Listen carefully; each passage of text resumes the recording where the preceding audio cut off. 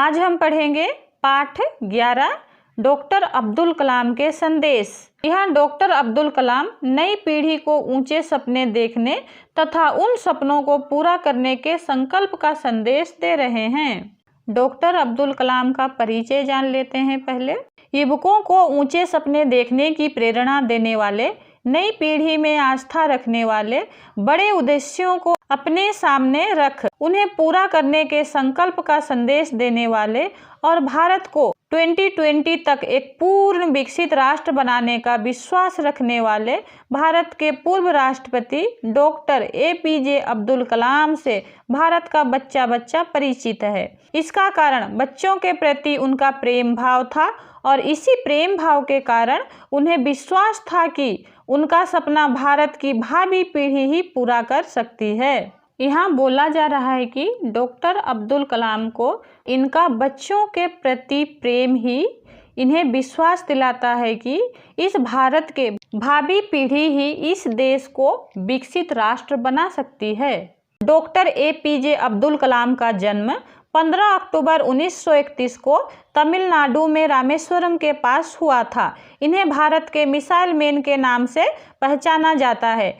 ये ऐसे पहले वैज्ञानिक हैं जिन्होंने भारत के राष्ट्रपति पद का भार संभाला। डॉक्टर APJ अब्दुल कलाम का जन्म तमिलनाडु के रामेश्वरम में 15 अक्टूबर 1931 ईस्वी को हुआ था। इन्हें मिसाइल मैन के नाम से जाना जाता है और ये भारत के पहले ऐसे वैज्ञानिक थे जिन्होंने राष्ट्रपति पद का भार संभाला था। इन्हें 30 विश्वविद्यालयों से डॉक्टरेट की सम्मानीय उपाधि प्राप्त हुई और पद्म भूषण, पद्म विभूषण तथा उसके पश्चात भारत रत्न की उच्चतम उपाधि भी प्राप्त हुई। डॉक्टर अब्दुल कलाम को 30 यूनिवर्सिटी से डॉक्टरेट की सम्मानीय पुरस्कार प्रदान की गई है और उसके अलावा इन्हें पद्म भूषण, पद्म विभूषण तथा भारत की सबसे उच्चतम उपाधि भारत रत्न से भी सम्मानित किया गया था। जनता से अपार स्नेह और सम्मान पाने वाले, जन साधारण के राष्ट्रपति कहलाने वाले डॉक्टर कलाम ऐसे व्यक्ति थे जिन्हें देश के युवाओं पर पूरा भरोसा था। ये जन साधारण के यानी आम लोगों के राष्ट्रपति कहलाने वाले डॉक्टर APJ अब्दुल कलाम को अपने देश के युवाओं पर पूरा भरोसा था।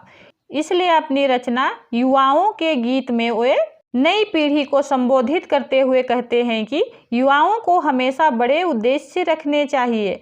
और उनका जो एक किताब था युवाओं के गीत, उसमें इन्होंने नई पीढ़ी को संबोधित करते हुए कहते हैं कि युवाओं को हमेशा बड़े उद्देश्य यानी बड़े लक्ष्य रखना चाहिए। वह युवा जो देश प्रेम की भावना से ओतप्रोत है तथा जिसका मस्तिष्क ज्ञान से भरा है, उसके लिए छोटा उद्देश्य रखना अपराध है।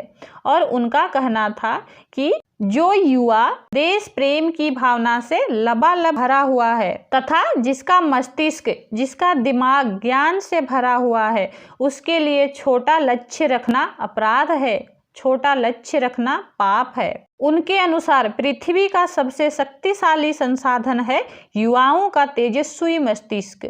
ऐसा संसाधन और कहीं नहीं है, न पृथ्वी के ऊपर और न ही पृथ्वी के अंदर है। डॉक्टर कलाम का कहना है कि पृथ्वी का सबसे शक्तिशाली साधन है युवाओं का तेज मस्तिष्क, तेज ज्ञान।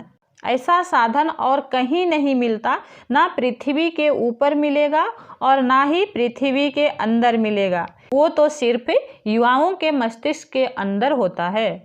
यही कारण था कि वे कोई भी ऐसा अवसर नहीं चूकते थे जब उन्हें बच्चों, किशोरों और युवाओं से सीधा संपर्क करने का अवसर मिलता हो। युवाओं की सी स्फूर्ति रखने वाले, बालकों जैसा सरल मन रखने वाले डॉक्टर कलाम न केवल नई पीढ़ी को प्रेरित करते हैं बल्कि उनसे अपने देश को पूर्ण विकसित राष्ट्र बनाने का प्रण भी लेते हैं।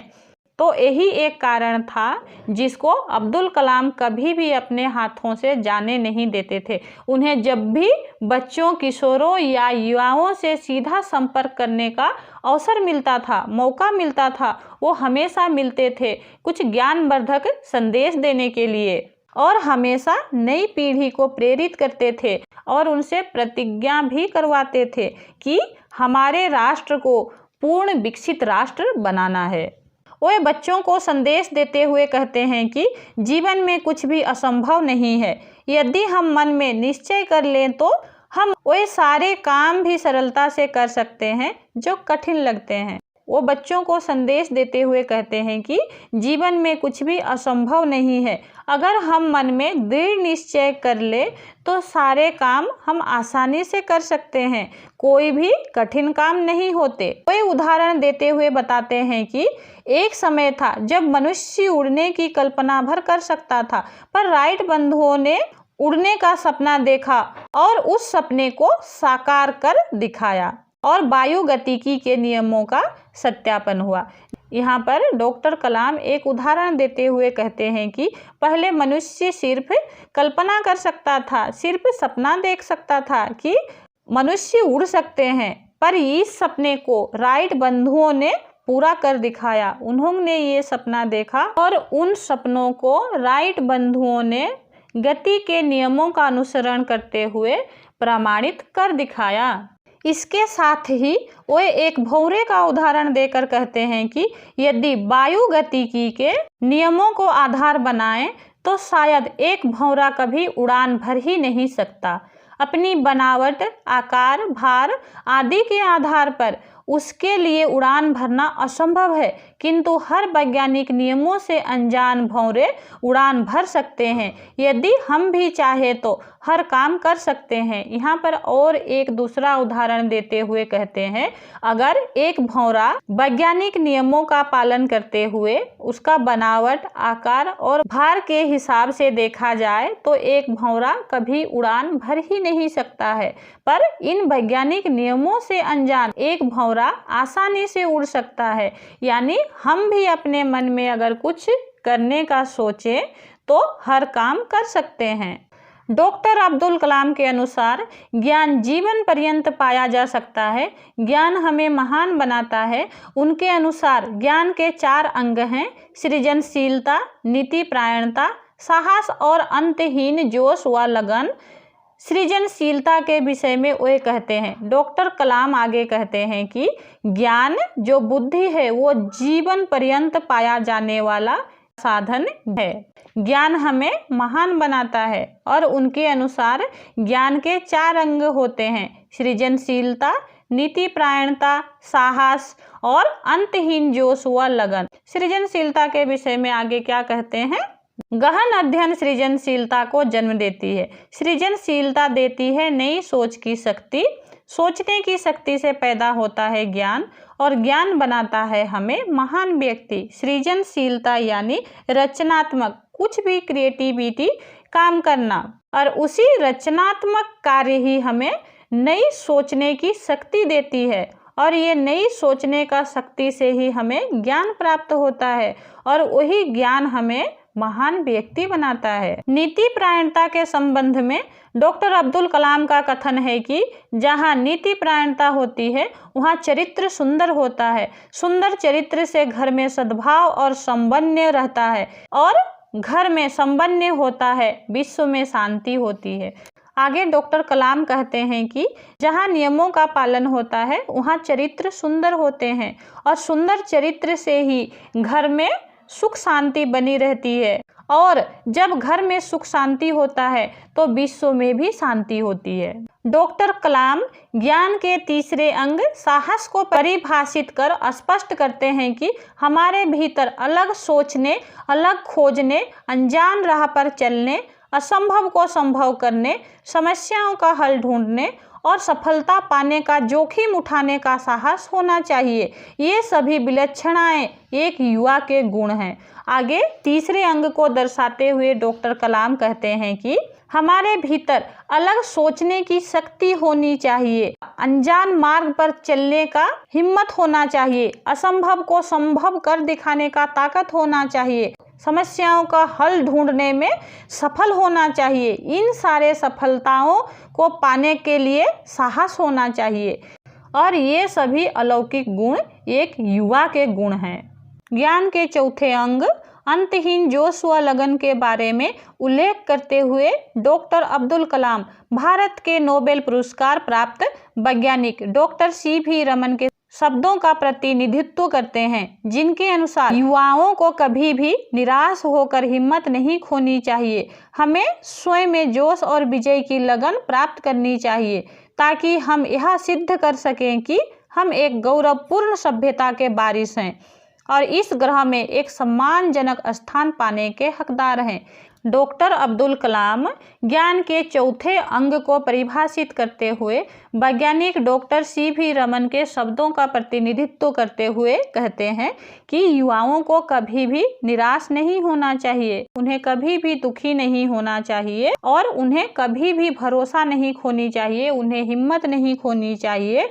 उसे अपने जोश और विजय की लगन हमेशा रहनी चाहिए। हमें अपने में जोश और विजय पैदा करनी चाहिए, ताकि हम सिद्ध कर सकें कि हम एक सभ्य समाज के, सभ्य देश के वारिस हैं और इस ग्रह में और इस प्लानट में एक सम्मानजनक स्थान पाने के हम हकदार हैं। डॉक्टर अब्दुल कलाम को विश्वास था कि भारत का हर युवा इसी प्रकार का ज्ञान प्राप्त करेगा, जिसमें सृजनशीलता, नीतिपरायणता, साहस और सीखने का अदम्य जोश होगा। यदि ऐसा ज्ञान प्राप्त होगा तो बच्चों की क्षमता का विकास होगा। डॉक्टर कलाम को पूरा भरोसा था कि भारत का हर युवा पीढ़ी इस प्रकार का ज्ञान प्राप्त करेगा, जिसमें सृजनशीलता, नीतिपरायणता और साहस तथा सीखने की, नई नई चीजों को सीखने की अदम्य जोश होगा। यदि ऐसा ज्ञान प्राप्त होगा तो बच्चों की क्षमता का विकास होगा। एक ऐसे राष्ट्र का निर्माण करने के लिए जो पूरी तरह से विकसित हो, संपन्न हो, नई पीढ़ी को बचपन से ही अपनी क्षमताओं को बढ़ाना होगा। आगे डॉक्टर कलाम कहते हैं कि एक राष्ट्र को पूरी तरह से विकसित करने के लिए हमें बचपन से ही अपने ज्ञान को बढ़ाना होगा, अपनी क्षमताओं को बढ़ाना होगा। बच्चे जिज्ञासु होते हैं और हर घटना का कारण खोजना चाहते हैं। इसी खोजी प्रवृत्ति का होना आवश्यक है। आगे डॉक्टर कलाम कहते हैं कि बच्चे जानने का इच्छुक होते हैं और वो हर घटना को खोजना चाहते हैं, हर घटना को जानना चाहते हैं। इसी खोजने का जो प्रवृत्ति है, वो गुण है, ये हर बच्चे में होना आवश्यक है। बच्चों को अपनी रचनात्मक क्षमता भी बढ़ानी होगी, ताकि वे नए नए रास्ते ढूंढ सकें और नई सोच से नए राष्ट्र का निर्माण कर सकें। और आगे डॉक्टर कलाम कहते हैं, बच्चों को अपनी रचनात्मक क्षमताएं, अपनी क्रिएटिविटी बढ़ानी होगी, ताकि वो नए नए रास्ते को ढूंढ सके और इस नई सोच से ही नए राष्ट्र का निर्माण कर सकेंगे। डॉक्टर अब्दुल कलाम का एक महत्वपूर्ण संदेश यह भी है कि सफलता की प्राप्ति के लिए हमें समस्याओं पर विजय प्राप्त करनी होगी। डॉक्टर कलाम का और एक महत्वपूर्ण संदेश यह भी है कि हमें सफलता प्राप्त करने के लिए अपनी समस्याओं पर विजय प्राप्त करनी होगी।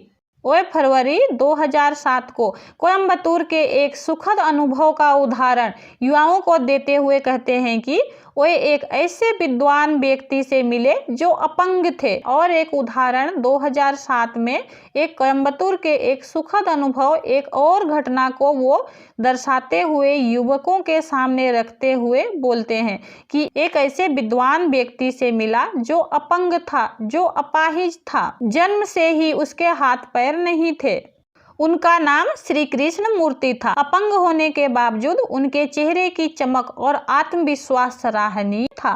एक अन्य सुखद घटना के बारे में डॉक्टर कलाम बोलते हैं कि मैं एक ऐसे विद्वान से मिला था, एक ऐसे अपंग व्यक्ति से मिला था जिसके जन्म से ही हाथ और पैर नहीं थे। उसका नाम था श्री कृष्ण मूर्ति। अपंग होने के बावजूद उसके चेहरे में आत्मविश्वास और चमक भरा हुआ था। उनके मुख का तेज उन्हें एक विशेष व्यक्तित्व प्रदान कर रहा था। डॉक्टर कलाम के यह पूछने पर कि वे उनके लिए क्या कर सकते हैं, उन्होंने कहा कि वे कुछ नहीं चाहते, बल्कि उनके सामने एक गीत प्रस्तुत करना चाहते हैं। फिर उन्होंने त्यागराज की कृति पंचरस से एक ऐसा गीत प्रस्तुत किया कि सभी भाव विभोर हो गए। डॉक्टर कलाम उस कृष्ण मूर्ति को देख के उनसे पूछे कि मैं आपके लिए क्या कर सकता हूँ। तो उस अपंग व्यक्ति ने कहा, मुझे आपसे कुछ नहीं चाहिए, बस मैं एक आपके समक्ष गीत प्रस्तुत करना चाहता हूँ। फिर उन्होंने त्यागराज का लिखा हुआ पंचरस से एक गीत गाया, जिसे सुनकर हर व्यक्ति भावना में बह गए। इस घटना के माध्यम से डॉक्टर अब्दुल कलाम जो संदेश देना चाहते थे वह यह है कि जिस प्रकार उस व्यक्ति ने अपनी सारी प्रतिभा को निखारकर अपनी शारीरिक अक्षमता तक को हरा दिया था, उसी तरह हमें अपनी असफलताओं, कठिनाइयों तथा असफलताओं पर विजय प्राप्त कर सफलता प्राप्त करनी होगी और अपनी प्रतिभा को पहचान कर उसे हराना होगा। इस घटना के माध्यम से डॉक्टर कलाम हमें यह संदेश देना चाहते हैं कि जिस प्रकार उस अपंग व्यक्ति ने अपनी अपंगता को हराकर एक विशेष प्रतिभा को निखार कर हमारे सामने प्रस्तुत किया, उसी तरह हमें भी अपनी असफलता, अपनी कठिनाई तथा अपनी अक्षमताओं पर विजय प्राप्त कर उन चीज़ों को हराकर हमें विजय प्राप्त कर सफलता प्राप्त करनी होगी और अपनी प्रतिभा और अपनी बुद्धि को पहचान कर उसे दिखाना होगा। जिस प्रकार कृष्णमूर्ति ने